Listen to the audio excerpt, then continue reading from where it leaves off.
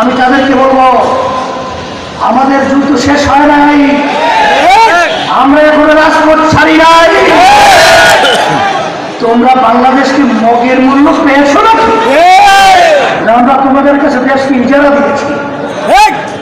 আমি এই দেশের সন্তান, আমরা এই দেশে জন্মগ্রহণ করেছি।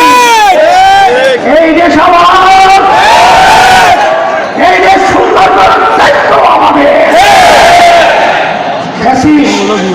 চাঁদাবাজ, মিথ্যু এবং বিদেশের তাবেদারদেরকে এই বাংলার জমিনের মধ্যে আর মাথা উঁচু করে দাঁড়াতে দেওয়া যাবে না।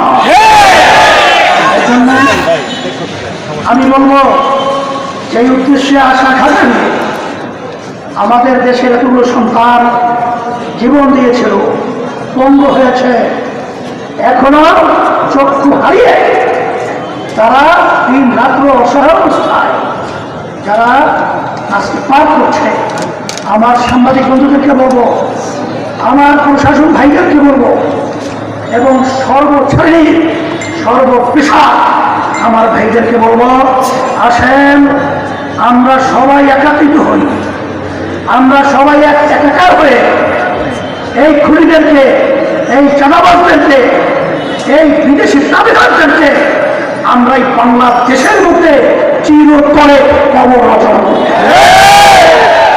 সেই হিসাবে আমি সকলকে আহ্বান জানাচ্ছি, 5ই আগস্টের পরে আজকে বাংলাদেশ নতুন বলা একটা ক্ষেত্র তৈরি হয়েছে। এই সুন্দর ক্ষেত্রকে যেন আমরা নষ্ট না করি, এইভাবে আমাদের সজাগ থাকতে হবে।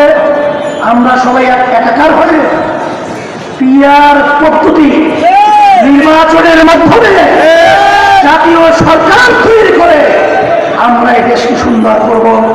আল্লাহ রাব্বুল আলামিন আমাদের সকলকে এই সুন্দর দেশ করা এবং এই আশায় আমরা একাত্রে কাজ করতে পারি আল্লাহ তৌফিক দান করুন।